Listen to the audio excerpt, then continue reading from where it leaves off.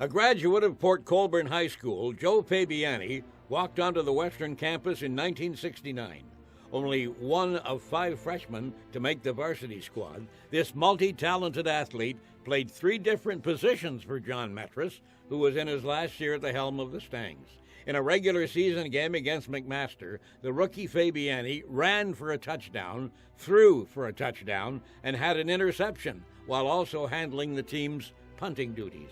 Enrolled in honors physical education, an excerpt from an essay he wrote about John the Bull Metris was published in the 1971 Game Day football program. That same year, he took the reins of the Mustangs as their starting quarterback. New head coach Frank Cosentino said of Fabiani, he was cast into the role of being a leader of a group of his peers, all having the same goals. He responded with grace under pressure. He was always trying to understand the situations he was being faced with on the field. How could he meet the obstacle and use it as a stepping stone to better himself and ultimately the team? His leadership would be instrumental in the Mustangs capturing their first ever College Bowl title. 1971 team captain George Hill said of Fabiani, "As a defensive player, I got the opportunity to watch from the sidelines and admire how he led our offense week in and week out. He was a presence, big, athletic, incredibly skilled. He was a no-nonsense leader who always got the best from his offensive teammates.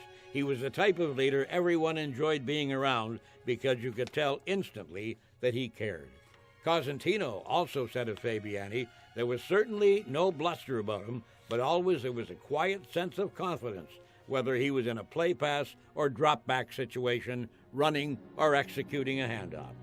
Slowly working up the national rankings in 1971, the Mustangs continued to knock off the higher-ranked teams.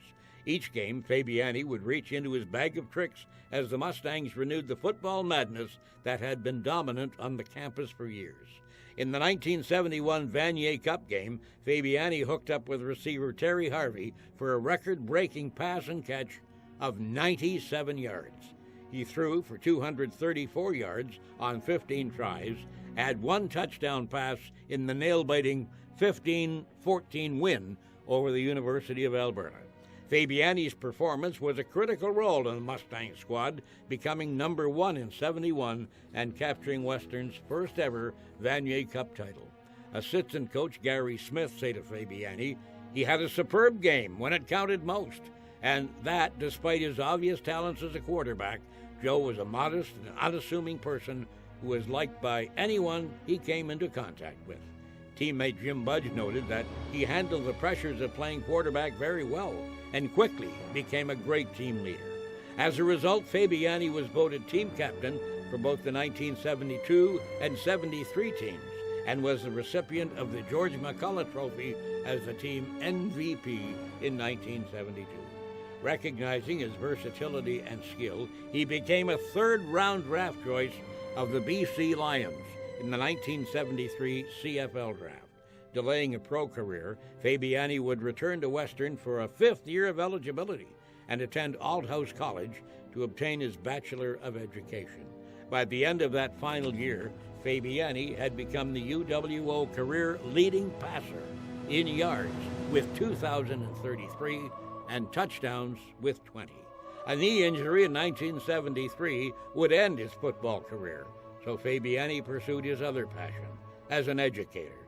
Teaching in the Niagara District School Board for 31 years, Joe was actively involved in the community as a volunteer coach and musically in the Niagara Men's Chorus and the Robert Wood Singers. Former coach Cosentino summed him up best when he said he appeared to be fully immersed in his game from the time he was in the huddle to the end of the called play. Above all, he was serious about his play, his teammates, his life, his studies. A family man in the best sense of the word. Joe Fabiani, a Mustang legend.